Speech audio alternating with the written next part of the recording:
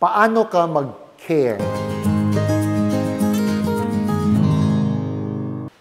Guys, may kukwento ako sa inyo.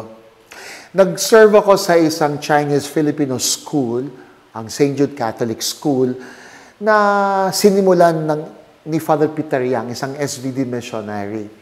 Alam nyo, yung culture of care, damang-dama ko sa paaralang ito.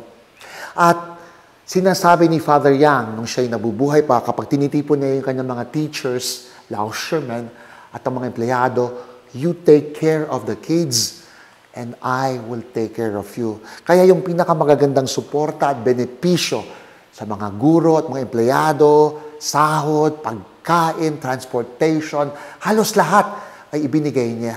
Kaya ganun na rin yung pangangalaga nila sa kanilang mga estudyanteng Judenites. At pati mga magulang makikitaan mo rin ng special care at attention ng mga magulang para sa kanilang mga anak. Kultura ng pangangalaga ang mabuting edukasyon.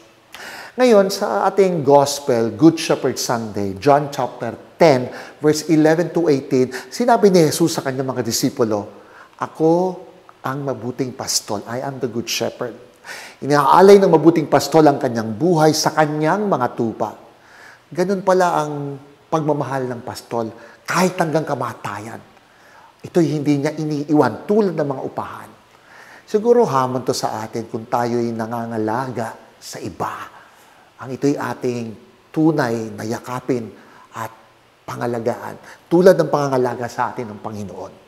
Pero pangalawa, ang sabi rin ni Jesus, kilala ng mabuting pastol ang kanyang tupa at ang tupa ang kanyang pastol.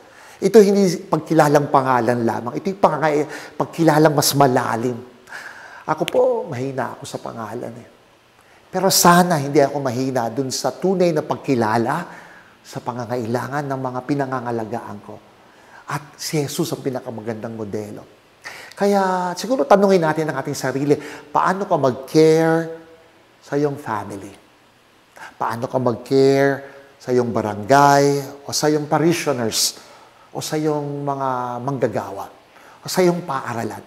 Sapagkat meron tayong magandang modelo. Si Jesus ang mabuting pastol. Dalangin tayo.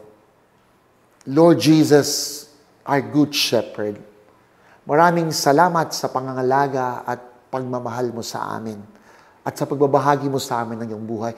Naway matutunan namin makasunod sa iyo ang matuturing mga laga ng aming kapwa. Amen.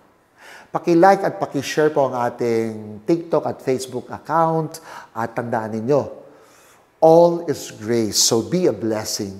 GBU, God bless you.